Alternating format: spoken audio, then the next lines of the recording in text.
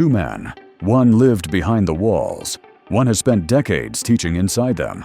Together, they share a mission to change lives on the outside. I've been doing either visiting prison and doing work in prison since maybe 1995. When I first went to college, I was meeting with an imam who used to go into Elmira Correctional Facility in New York. And so I would go with him into the prison to kind of meet with some of the Muslim brothers, going there during Father's Day and stuff like that. It's a beautifully sad experience, right? It's beautiful because I'm connecting with brothers, we're having engaging conversations and stuff like that. But it's sad because many of my students are never going to see the light of day on the outside of those gates. From the inside to the classroom, Dr. Don's work is transforming lives and his own. I was formerly incarcerated for 28 and a half, 29 years incarceration. And every time these brothers went to your class or ventured out into a Yale class, and they would tell me, what they learned and talk about.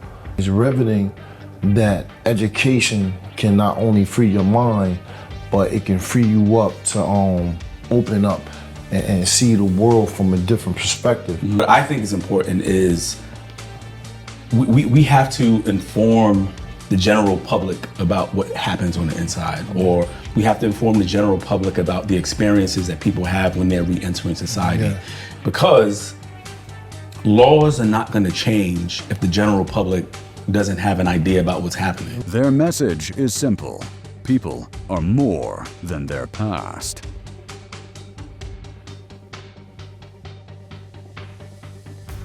If you see people through the lens of possibility, you're not looking at them through the lens of deficits. Right. It's easy to look at someone through the lens of deficits and talk about all of the things that are wrong in their life, right? Right. Growing up in Harlem, right? People could have looked at, okay, he's living in the projects, parents on welfare, mother was a teenager when he was born, there's drugs around the neighborhood. So you could have looked at that and looked at the deficits. Right. But the people, like my parents, the people on the block, they saw me through the lens of what was possible. Right. Not based on what was happening, but they saw me through the lens of possibility. You have the lived experience and you can talk to people about what's happening, what needs are, what other people's voices would be saying if we listen to them. So I think that's why this, what you're doing right here, I think is dope, because people need to know. And if people don't know, nothing shifts.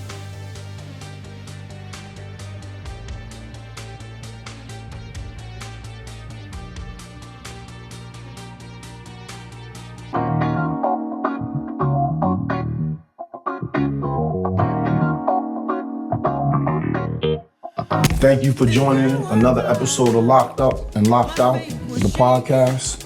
My distinguished guest, please, Dr. Sawyer, tell them a little bit about yourself, sir. Oh, man. And how you got started. So Don Sawyer, originally from Harlem, New York City. And so I got into this work probably, I think I've been doing either visiting prison and doing work in prison since maybe 1995. When I first went to college, I was meeting with an imam who used to go into Elmira Correctional Facility in New York. And so I would go with him into the prison to kind of meet with some of the Muslim brothers, going there during Father's Day and stuff like that. And so that's kind of how official work got started on the inside. But growing up, I had to visit an uncle who was locked down, visit a cousin who was locked down as well. But the real thing that got me to focus on it was when I was 13, one of my bigger cousins who I looked up to, I think he was 17 at the time, he got locked up. Right. And so we would, kind of talk about these things. And when he got out, we were like, we're gonna do this project called Going Upstate, where we looked at, what happened to his life as he went upstate to prison and I went upstate to college, right? And over those 25 years and the differences in our lives and what we were exposed to. And so that's kind of how I got started working with someone who was reentering after serving a considerable amount of time. And then it became a way for me to pay it forward. Because a lot of the people who I grew up with in Harlem, some of them, had criminal records. Some of them were doing, some street pharmaceuticals or whatever you want to call it. Right. But those were also the same people who didn't let me do it, right? They were like, this is not for you. Right. And so they kind of pushed me away from it. And so this is kind of my way of paying it forward, because they didn't have to look out for me. And if they didn't look out for me, and if they recruited me into what they were doing, I could have been a person on the inside taking one of the classes I teach rather than teaching it. And so that's the way that I pay it forward, because those are the people that protected me. That's riveting, man. So how did the transition happen from the Bronx to Connecticut? So, well, no shade to the Bronx, but I'm from Harlem. I mean, I went to school. I went to school in the Bronx. So I went to high school in the Bronx. And so after I went to college in Oneonta, New York, at Hartwick College, and that's when I connected with the imam, and we would go into Elmira because we were upstate New York. And then after that, I went up further upstate, and I went to Syracuse University. Okay. I did my master's degrees there, and then I did my PhD, in Syracuse. And then so after I completed my PhD, I was looking for a faculty position, and so I applied and got hired as a professor at Quinnipiac University. And so that's how I got to Connecticut. Growing up, I would see signs for like I-95, and it would say New Haven, but I'm like, I don't know where the hell that is. What is New Haven? We didn't even think that Black people existed in Connecticut, right? Because growing up in the city, you hear about Connecticut, you think about like wealth and rich people, so you like... Never thinking that there's slums. Yeah, so when I moved here, I was like, yo, time out. Like, there's mad Black people here. But yeah, so that's how I got to Connecticut for the job. I had never visited Connecticut while growing up, and so Connecticut became my home. So I've been here for since 2012. Okay.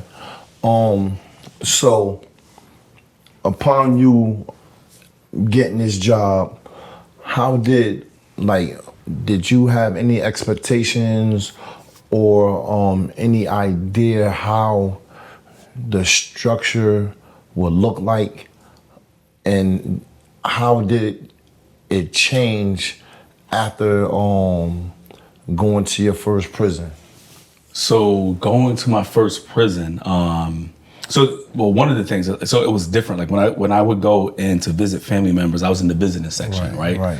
And then I remember the first time when I went in with the imam, and he was like, "We're going inside." I'm like, "What do you mean?" I'm thinking we're gonna be like in the visiting room. He was like, "Nah." And so we walked through the blocks, like the way that Elmira was set up. Like we walked through the blocks to get into the inside to meet with the brothers who were in there. And so that was a shock, right? To see brothers as I'm walking through in cells, saying different things and stuff like that. And so that was my first time like going in. And so even now, teaching in McDougal, I never get used to the feeling, right? Like of going through the metal detectors and then, getting the pass and then going through one gate, then this gate closes, then another gate opens closes before the next one opens. And I always describe it, when I write about it, it's a beautifully sad experience, right? It's beautiful because I'm connecting with brothers, we're having like engaging conversations and stuff like that. But it's sad because many of my students are never going to see the light of day on the outside of those gates, right? And so that's kind of how I describe it. And so I don't take my freedom, for granted. And so I want to give a shout out to, Aaron Corbett, Dr. Corbett, who I work with, who was one of the people who got me connected with Second Chance Educational Alliance that allowed me to go in and actually offer courses. Because I used to go in and do like visits and stuff like that at Tobolsky or at Cheshire, and do different programming with brothers in there and do talks. But about 3 or so years ago is when I went in and started to teach like every semester, every Tuesday, at 6:30, offering my class. How transformative has it been seeing minds change after a semester of teaching your class? So I think it's I just wrote this op-ed that got published in Inside Higher Ed, and it talks about like why I teach in prison. And some people make the assumption, right, that I go inside and I transform the lives of the people who are in there. But like I get transformed, like when I go inside, like when I see the hunger Right. that brothers have to like just want to have these discussions. And so, people ask, what's the difference between like teaching, at Fairfield University or Quinnipiac University or Syracuse versus teaching on the inside. And so one of the things that comes up is that the students in McDougal, they actually do their reading, Yes. right? Or when I say, or I ask a question, sometimes in my classes at the university side, sometimes there's a little bit of silence. Sometimes there's a little bit of silence in the classroom, but in McDougal, when I ask a question, I gotta tell people, hey, hold on, one mic, Yeah. because everybody's trying to get in Right. like on Right. the question, and so there's that energy. And if you've ever been in a place, I'm not sure if you've ever cooked for someone, but like if you're cooking and people are tearing up your food, Right. like you want to cook even more, Right. And so when I'm going there and teaching and we having these discussions and brothers are coming in with the questions and analysis and they hungry, that makes me want to go, Right, like even right. deeper with the stuff that we're bringing up. And so again, it's a beautiful experience because we get to connect. It's sad because a number of them have sentences that are just bananas. And I'll say this and just stop talking for a bit, but in one of the semesters I had like 15 students, and if you talk to them about their sentences and add them all up, it added up to over 700 years, Right. like for 15 people. Right. And so you got to ask yourself, like, does that make sense? Like what's the point of sentencing someone like so long? Like, what do you expect the outcome to be? Right. And so, yeah, it's just a beautiful experience, being on the inside. Because I haven't told you, but like how I got familiar with you is through your teachings, and it was profound in the manner in which it was brought back to me from brothers that was in your class that will come back energetic, with an extra pep in their step. Like, yo, man, I got a professor, man. Like, he's on it. For those that may not know, I was formerly incarcerated for 28 and a half, 29 years incarceration. And every time these brothers went to your class or ventured out into a Yale class, and they would tell me, what they learned, and talk about from Nas being stripped down, and how the laws that's governed transformed into the laws that got us to where we're at. And then like Aristotle, Socrates, like and Plato, these things on how they parallel one another, but into common day, what I'm saying, time, real time, to whereas it paused you. And it's like, wow, it's riveting that education can not only free your mind, but it can free you up to open up and see the world from a different perspective, totally.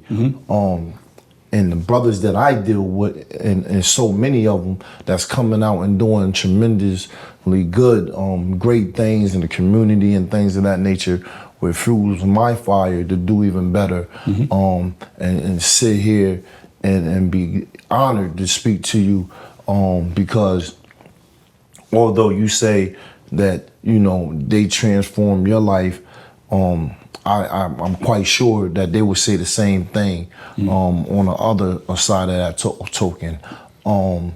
Like, and how do we, as a community, standing on this side now, help the community on that side even further, like positioning itself to win?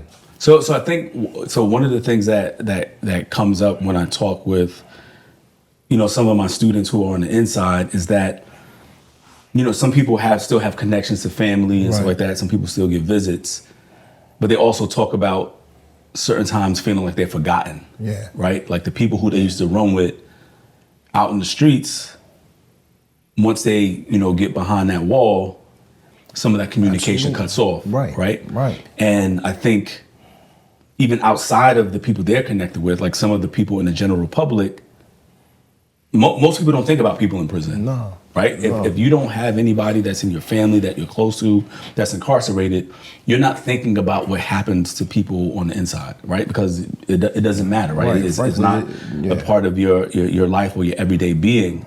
And so what I think is important is we have to inform the general public about what happens on the inside, or we have to inform the general public about the experiences that people have when they're re-entering society.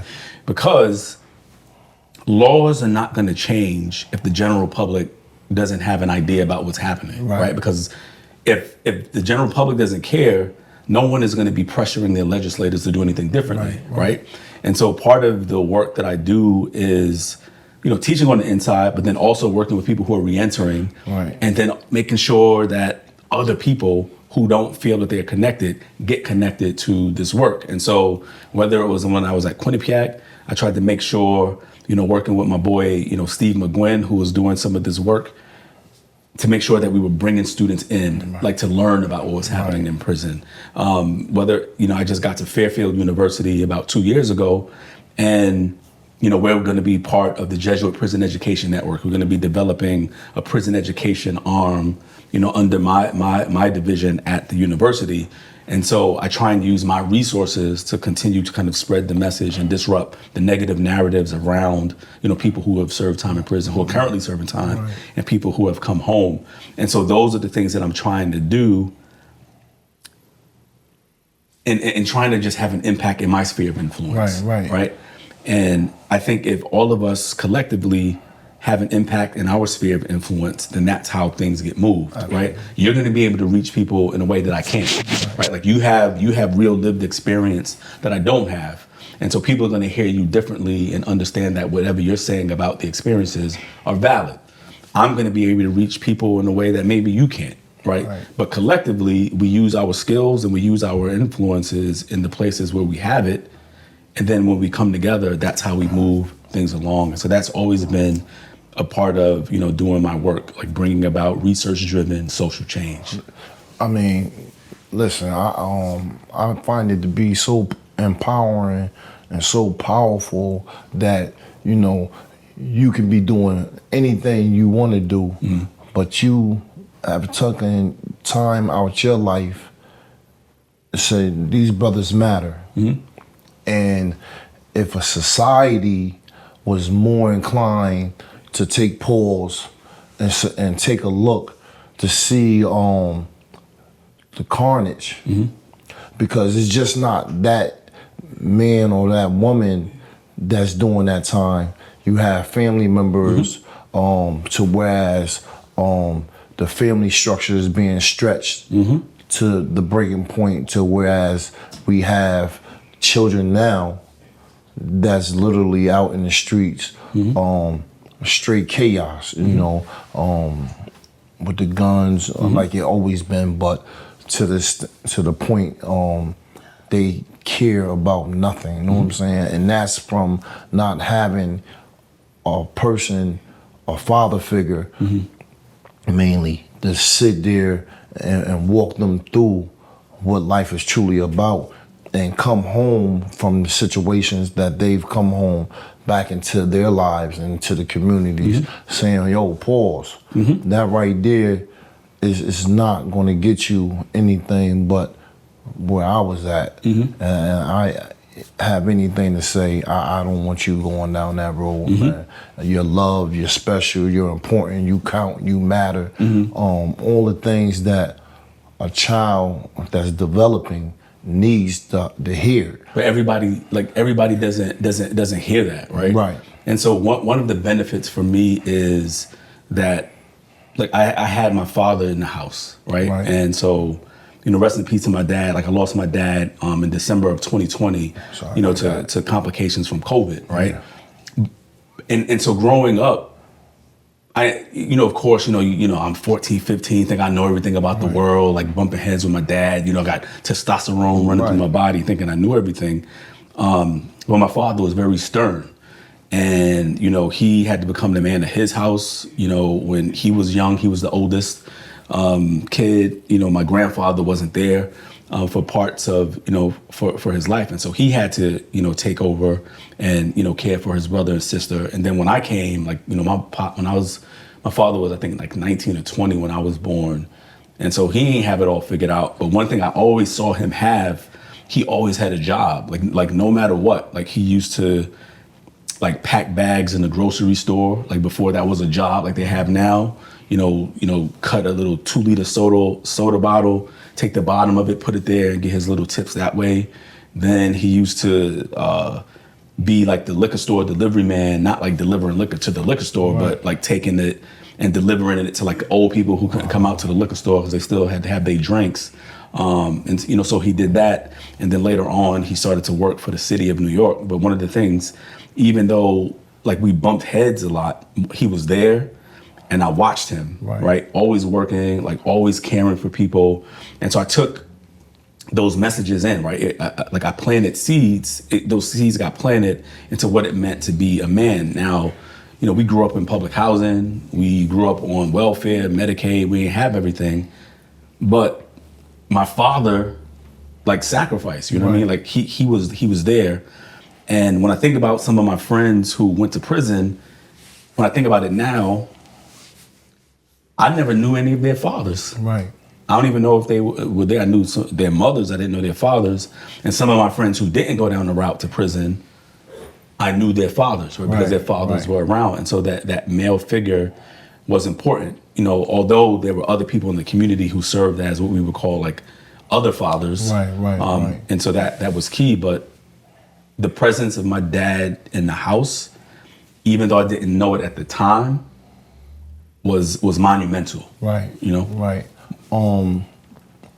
Like, I believe to build a strong utopia in our communities, we have to take more serious the fact that some of these brothers are coming home. Mm-hmm. And then you have brothers that's been wrongly convicted, or maybe getting out on commutations and things of that nature that you written off in society. And now they're coming home with needing jobs, help getting the social security numbers or social security cards, license and things of that nature. And the computer age is just another layer on to, you know what I'm saying, the gap in education. So whereas you get a brother that's did 30, 40, 27 years, 26 years, man, these are decades. Yeah. To whereas you have a digital era where if you're not computer savvy, you're left behind. And so think about it for you, right? It's probably similar to my cousin. He went away, I think, in like 1989, 1990. Did 25 years. From 1990 to now, the world has changed, right? And so you coming out, people are telling you, all right, you want to call somebody, they give you this phone. It ain't got no buttons on it. You don't know how to work it. Right? And how are you navigating that? Like the world moved on while you are technically still the age that you went in, right? And so if you go in at 17, when you come out, like in age, you might be 42, but your development was arrested. Right. You know what I mean? Right. Like you had to go into another total institution to be re-socialized to survive there and then come back in the world that has moved on, and you're trying to play catch up, and people expect you to just be able to go into the world and be ready, but that's not, you know what I mean? Like that's not the case. And so I saw like my cousin, you know, navigating these things, you know, going to the bodega on the corner, you know, getting some chips and stuff like that, and then putting his ID or whatever on the table because that's what he was used to doing when he was going to get, you know, his goods on the inside, right? It was like, nah, you don't commissary. Yeah. You don't go in the canteen. Yeah. You know, and these are the things where you're handicapped. So having somebody walk you through the delicate times of transitioning back into a free society, you have to first free your mind. And you can't free your mind unless people allow you to free your mind. And it starts day one, and I believe having a clean environment within the walls from the gangs or whatever is going on. And there's no shade to whoever doing whatever they doing, but if you have people that's dedicating themselves to straightening their lives up, why aren't you helping these people to structure and having a structured environment to whereas that's no longer the possibility of getting into nonsense, and you have education at the top of the list of things to do within the confines of that setting. And me personally, I would love that to build a symposium where out here to whereas you have the mayor, the governor, mental health experts, professors such as yourself and others that's bill and lobbyists and things of that nature, to whereas you hear these brothers and sisters from these different prisons tell you what they need and the help that they need, and don't let it just fall on deaf ears. You know what I'm saying? Be actually hands-on with the solutions and take care of and remedy the problems that's existing.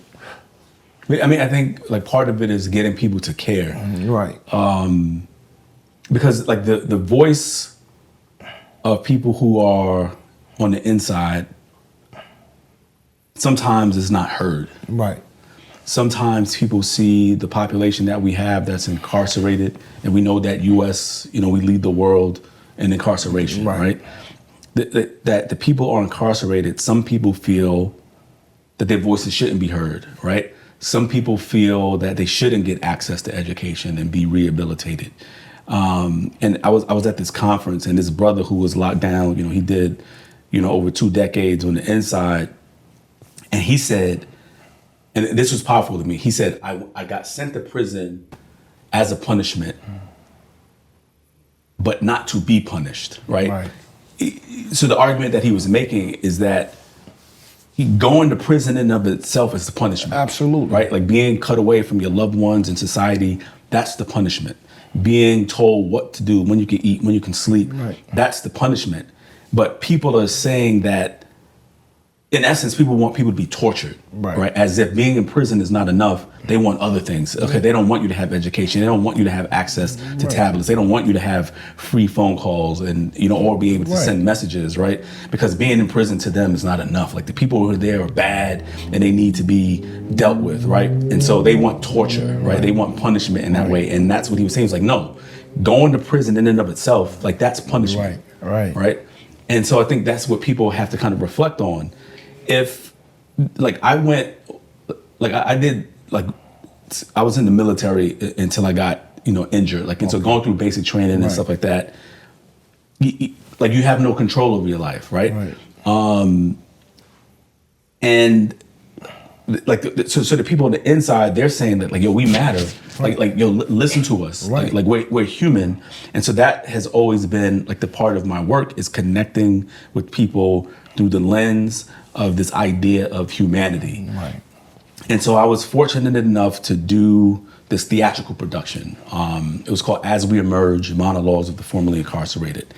And it started when I was at Quinnipiac. And so I went to the director of the theater program at the time. And I was like, look, I have these 2 ideas. One idea was to do a project with my cousin, called Going Upstate and kind of talking about our lives. Then the other one was like, all right, the other one would be that we would get 5 to 7 men who had served time in prison to tell their stories in the theater, right? So I wanted the theater to be an activist-inspired theater where people would come in and kind of share their stories. Because for me, I believe that if people came in to hear the stories that it wouldn't be for entertainment. Right. It would be to hear their stories and have it hit you in your heart. Right. So you can understand the plight of people who have served time and coming home from prison. And so he was like, yo, let's do it. I was like, all right.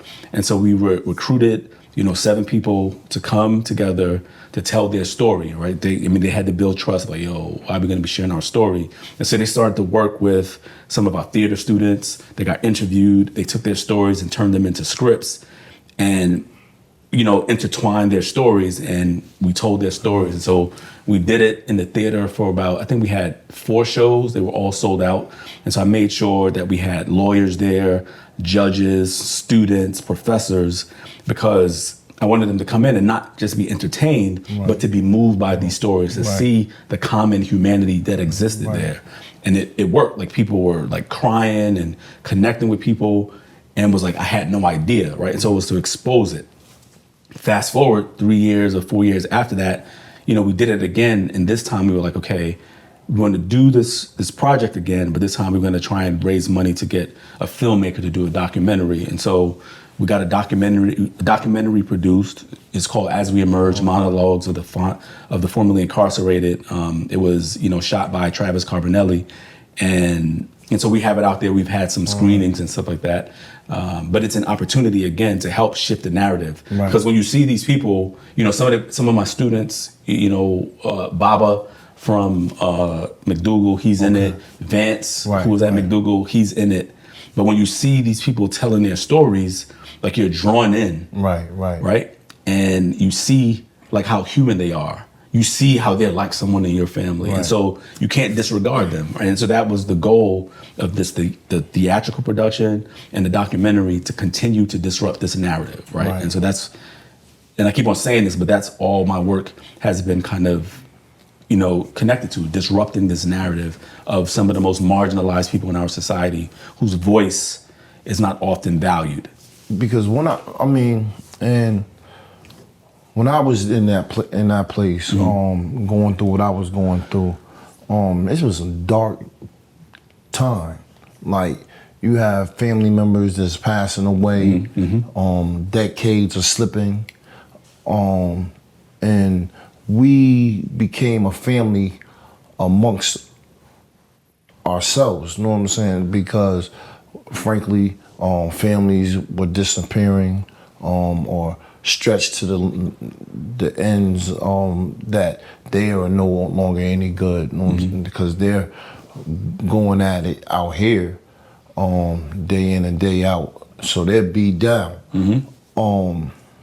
And frankly, you're just that person. Like, oh yeah, he's there. To whereas you might have gotten letters every week. Now is every month. Then it's at once out of the year, or twice out of the year, Christmas and Thanksgiving or something like that. To whereas or birthday or something like that. To where you thought about, and then to come out here and not be bitter. Now you're dealing with the mental health aspect. Like, that's another layer that needs to be addressed as well. Yeah. Well, we were talking about, like, mental health today. I had a presentation that we gave the executive director of Emerge Connecticut. We're a nonprofit organization that works with people who are reentering after serving time in prison, based in New Haven, but we're about to expand to Bridgeport. And so part of it is like job readiness, but we do other things, like, working with people who, have substance misuse or have, a past with addiction, parenting classes, getting your GED, getting your license, therapy, and, things of that nature. And so we were talking about mental health, and we were talking about, like, how the work that we have to do is to destigmatize mental health, because on the inside, you may be forced to go to therapy. You might be forced to take medications. If you're on the outside and you're going through therapy, like if you're in DCF and you're, meeting with the therapist, you know, that you say the wrong thing, you might get taken away from your family. And so therapy and mental health like has a stigma attached to it, right? Absolutely, it does. And so when you have someone coming home, like we know that being able to talk through this with someone would be beneficial, but then we have to overcome the obstacle of how people have seen mental health, you know, throughout their lives, and it's important. And so even for me, mental health is important. Like I have a therapist. I speak to my therapist now maybe like once a month, like just to work through things. I think absolutely. like everybody needs a therapist. Specifically, you growing up in this world as a Black person, like you've experienced trauma. And one of the things that saved me was when I was young. So I was about 8, and you know I was getting in trouble in school, and my mother was like, "Yo, this boy needs to talk to somebody." And so they took me to, you know, Harlem Hospital, and I spoke to a child psychologist, right? I didn't know what it was at the time, but now I know it was a child psychologist. And they had me like looking at these images and drawing pictures and kind of analyzing to see what was going on in my head. They spoke with my teachers, they spoke with my principal. My parents, when it came back to them, they didn't say, "Oh, you're raising a bad Black kid." It was like, he's experiencing trauma and doesn't know where to channel his energy. And so the suggestion was to put me in martial arts. And so, you know, at the age of 8, I started studying, you know, Goju Ryu in Harlem under, you know, my sensei, Dave Thomas, who, you know, he grew up in that community and martial arts saved his life. And so he was giving back to the community. And so there were things that I was seeing on a daily basis that weren't normal, right? And so there was a time, you know, walking to school, and you see the cops pulling the sheet over somebody who had got killed like the night before on your way to school. That's not normal, right? Or, you know, walking home with my grandmother, people start shooting. We got to duck in between the cars until they stop, get from behind the cars, and then continue our walk. Like that's not normal, right? And so I was dealing with these traumatic experiences, but we didn't know the language of trauma. And so what martial arts helped me do, taught me about meditation. It taught me about like discipline in my body, breathing techniques, learning these different skills to channel that energy. And so if I didn't have that intervention, I could ended up again, like on another path. And so like when people talk about what I do, it's not because of my own doing. Like I had people intervene and disrupt like negative pathways for me, right? And so that time was my parents to be like, "Yo, he needs some help. We need to have him talk to a therapist or a counselor or whatever." And that changed. Then the brothers who, you know, we talked about before, who were in the streets, who were like, "This ain't for you." That changed, right? And so without my parents and without the brothers on the block who protected me, I don't know if I would be here having this conversation with you today, right? And so it's not just anything that I did on my own. It's this knowledge of knowing that I had a mother who prayed for me, right? I had family members who prayed for me and pushed me. I had people on the block who society writes off, who looked out for me, right? So and again, like that's why I think it's important for me to pay it forward, because I didn't get here without them. So that's why this work is important to me. I tell you, man, it's more people that I believe need to listen to the voice of reason and understand the importance, because like frankly right now our communities is on fire. Our brothers and sisters that's behind that wall are crying for help. We need a system that's predicated on justice, you know what I'm saying? Not just us. And it pains me to be a part of a system that, you know, has no problem in taking your life away, but when they see the wrong or the miscalculations on how they're distributing justice, it's not working, it's not right, because you can't just paint a brush and say these people are misfits. They're unjust. They're unwanted to be in our society. But if you see the 100+ people that they've let out for the last 5 years come home and do these amazing things, it's telling you something is not only wrong, but it's broken.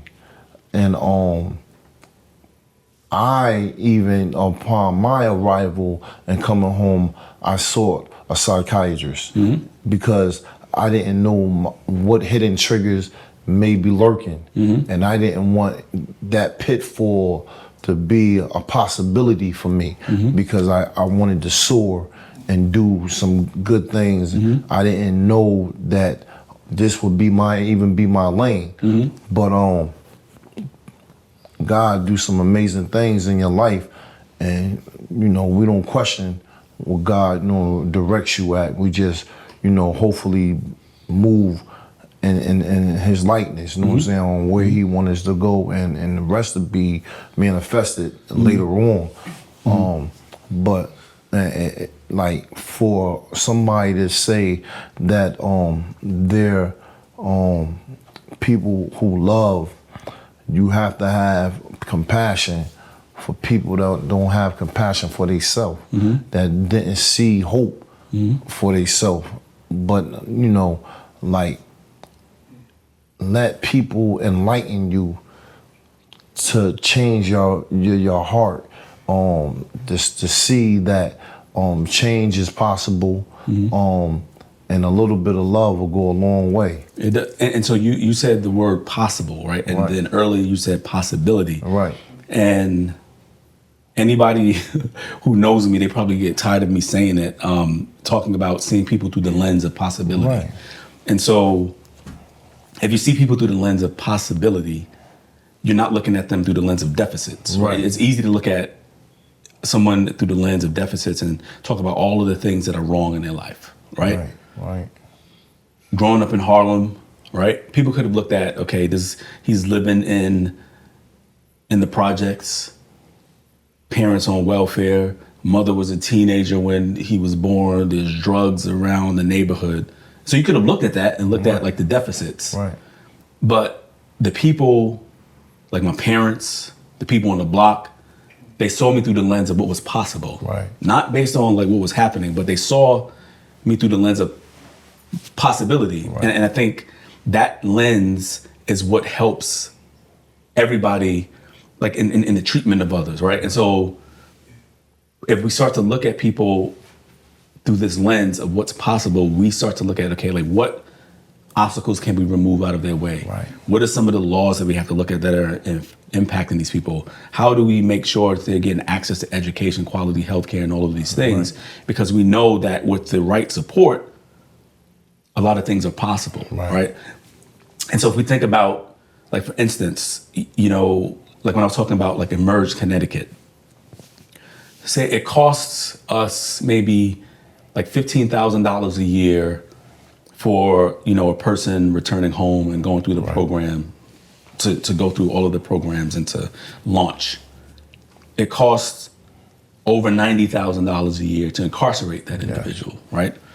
So what would happen if we put $90,000 not at the end, but we take $90,000 and put it in the beginning of someone's life, like getting them opportunities to certain things, right? And so then we won't have to pay for it on the back end, because either way we're going to be paying for something, right? Absolutely. And so I'm not sure what the numbers are here in the state of Connecticut, but I know when I was in upstate New York, I know it was over $120,000 to incarcerate a youth. Right? Because of all of the services and different things that they need. And so I'm like, okay, what happens if we were to invest that $120,000 in a person before they got, impacted by the justice system, right? And so you think about like the possibilities that are there. One of the things that other people don't know is they're like, okay, yes, some people are getting out, but most people don't know what that's like, right? Most people don't know the experience of like coming back home, and I've been privy to get information from brothers who were down for a minute, talking about the first time they went to a supermarket, talking about the first time they came home and went to like Walmart and was like, yo, that's too many people, right? Yeah. Or getting their job, the only type of job they can get, they're making like $16 an hour, but then they got to find housing, but they can't go back and live with family members because they have a felony conviction, and then if they go and try and live with them who are in public housing, they're all going to get kicked out. What are you supposed to do?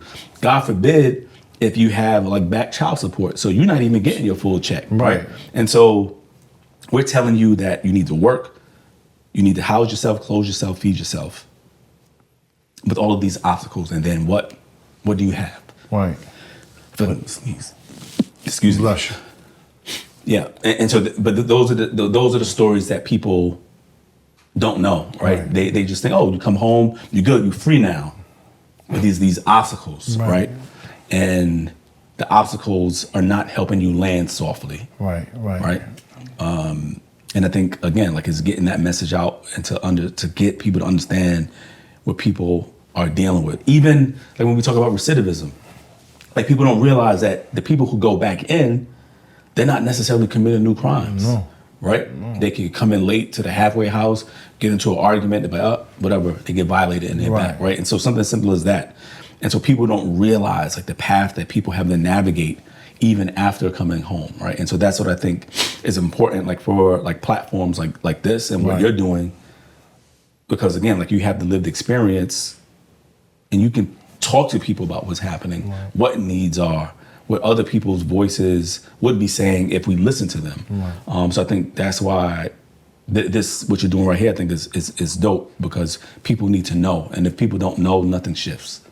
Man, listen, man, I appreciate you, man. And I definitely want to lean on you again, because this has been informative. People need to know actually what they can do. Because I know it's a lot of good people in the world. They just don't know. You know what I'm saying? You can't change what you don't know. But now you're put in the know. Let's move on that, and move the needle to whereas we're part of the solution. You know what I mean? Not no longer part of the problem. Listen, this has been another episode of Locked Up and Locked Out, the podcast, and this man, distinguished brother, is a great brother, man. Thank you, man, for showing up and showing out, man. Thank you for having me. Yes, Appreciate it. Man.